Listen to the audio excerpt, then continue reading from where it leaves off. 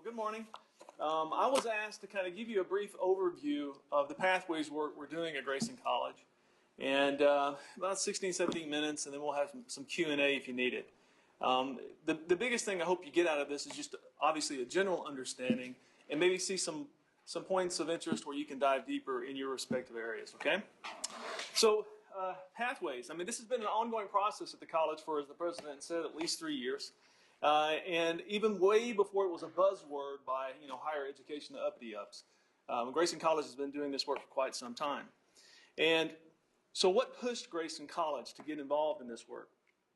Well, from college-wide discussions, he mentioned this, it became very apparent we need to do a lot of work on our structured curriculum pathways that impact how our students approach their time to degree. And he mentioned some numbers, but we started out with students earning about anywhere from 91 to 92 credit hours to earn their degree, with a 4+ year time span to get that degree. Now, we've done good work to reduce that, like he said, to 88 hours. And about a 4.3 year increase. So we reduced credit hours, we've actually increased the time they're here. So there's a lot of work to do there to help our students get out of a 2-year institution. So we've got a lot of things to tackle. Well, how are we doing this? Well, beginning of the 2015-16 academic year, the college refined its strategic plan around one central goal that the president mentioned, 2020 by 2020, which means 2020 completers, including degrees, certificates, marketable skill awards, core, our general education completion certificates, by the year 2020. And why that's such a huge lift is that's about a 50% increase. And that's impressive. Now, he also mentioned we've got 4 pillars that work to undergird this and support this big goal for the college, which is access, success, engagement, and excellence. Now, each pillar has targets, and you saw a few of those. So yes, access, more students coming in the front door. Success, let's get them out of here on time. Things of that nature. We also identified 4 lenses he mentioned. The online quality, pathways, course completions, and in these others he's mentioning here. Now, I forgot one. It's which one was it? Communication. The one we do so much with, but we get some of the biggest criticisms of, right? So maybe we can have some good ideas how to clarify that today. Well, anyway, there are a lot of incarnations with pathways. Now, this is a new topic nationwide, and as each college adopts pathways at their institutions, what you're going to see are more and more and more incarnations of pathways. What we have to remember is pathways are unique to each individual university and college, right? Now, there are some things that are going to be common to all schools, and I've listed them up here for you. Clear roadmaps to student end goals. In other words, let's give them structured pathways, tell them what they need to take in the sequence they need to take it to get out on time. On-ramps to programs of study, that's things of like, PLA, dual credit, our CWL friends, how do we get students into the pipeline? When they fall out, where can they get back on without losing credits? And then embedded advising, progress tracking, giving students a lot of early touch and consistent touches of, hey, how you doing? How can we help you? And things of that nature. So acknowledging this work, acknowledging the work that our college needs to do. In 2015, a Pathways Task Force was created with key policy administrators, faculty, and staff to address the implementation of structurally guided pathways. This task force was charged with reviewing and implementing our pathways at the college and investigating best practices that were related to student success. However, this task force has now been dissolved, and it's been replaced by a much more focused group associated with the Texas Pathways Project, of which Grayson College is a Cadre 1 team member joining 11 other institutions in the state of Texas, looking at what they're doing at their colleges and what's working and what's not working, to help us to develop ideas and initiatives to roll out at Grayson College to help our students. And I've listed just a few here that we're looking at, okay? There are many more, and these are just some highlights. So that first one, tightening our pathways. Well, that's the one that most people associate with pathways work. And that's a heavy lift. This is our advisors working with our faculty and program leads to look at what are you telling students to take and when are you telling them to take it and how does that impact other programs of study. And this will be a consistent, every year type of a project that we approach and work with. Working to generate interventions to assist our students. That's anything we can come up with that we might think can help students get to their end goals. And I think, by the way, I think we're doing really good work with that. And hopefully that will evolve as well. Our faculty advising coaching program, we've been talking about that for a long time. It's not ready yet. I don't know when that's going to happen, but I suspect it's coming. And at universities and colleges that utilize that, we see tremendous success with our students. I've got chairs in my world. I know Steve's doing the same thing, working on year-long, 2-year-long schedules to try to work with our full-time student plans of study, our part-time students' plans of study, and even our evening students' plans of study. That's hard work because up to this point, we've never really had a way for our chairs to get a macro view of how our students enroll and how that impacts students at the college. And Anderson is doing some really good work right now trying to develop a program to where chairs can actually, for the first time, visualize this. And I'm really excited about that, and I think we're going to see some improvement in that area. Updating our website to reflect all this crazy work, and of course, working on transfer initiatives, which is, as you know, an ongoing issue for the college.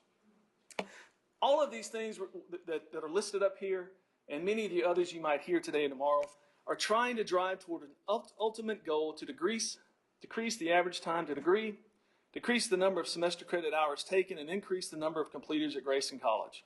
Structured pathways will focus on the development of clearly defined and structured degree certificate pathways. And these pathways will provide students with a streamlined and focused sequence of courses to ensure timely completion of credentials. So we need help. And assisting us in what can only be considered a Herculean task are a lot of agencies out there.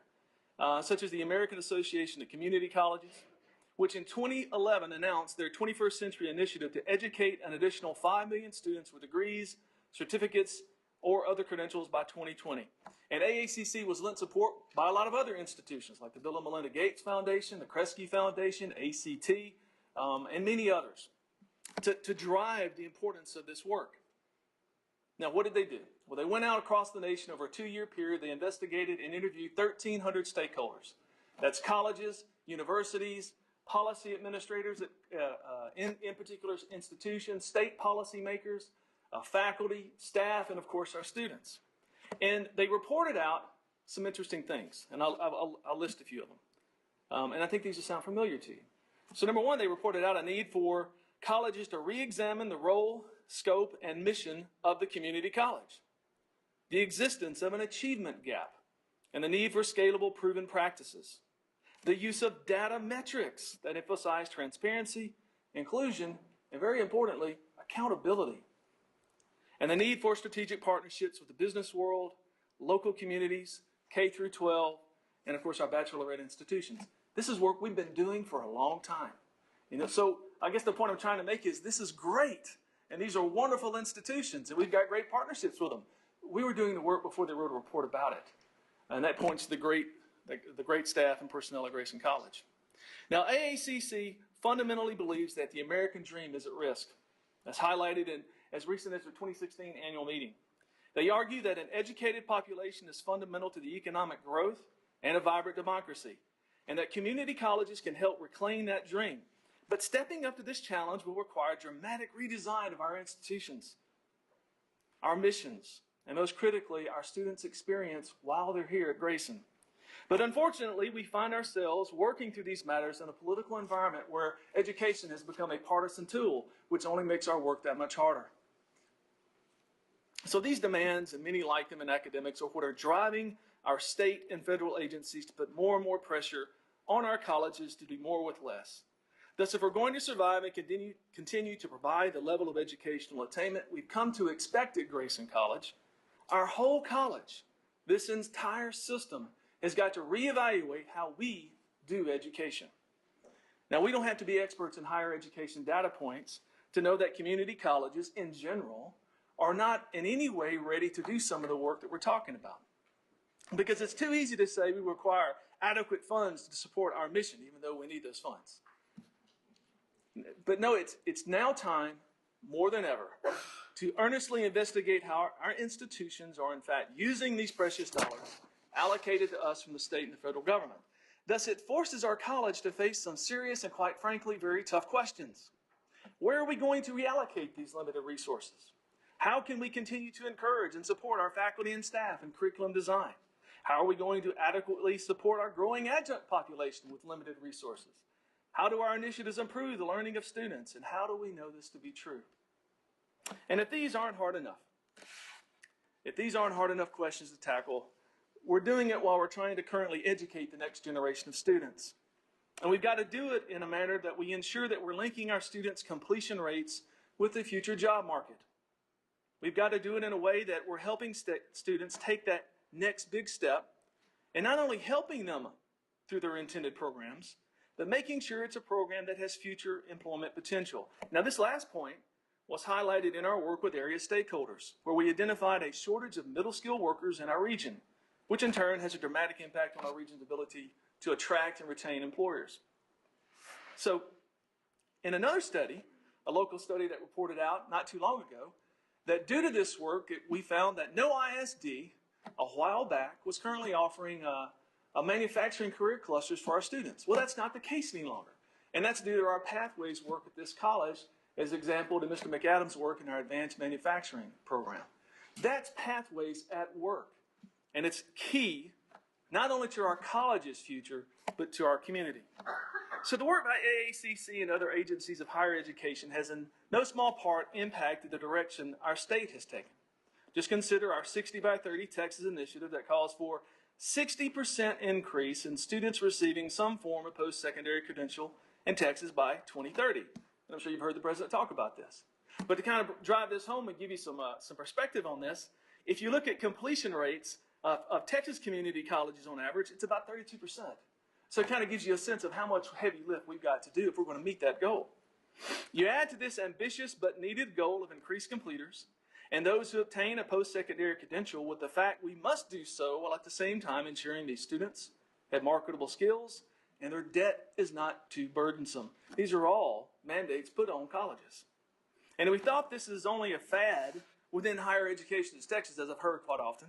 Let's just listen to our Secretary of Education, Raymond A. Paredes, who said this: I almost always, in talking about 60 by 30, begin with a simple declaration. We cannot get to the goals of 60 by 30 by doing business as usual. And if you think we're going to get additional funds anytime soon, even though I hope we have great arguments at the state level, Paredes kind of put a damper on that as well when he said this to demands for more monies. And this was only 6 months ago.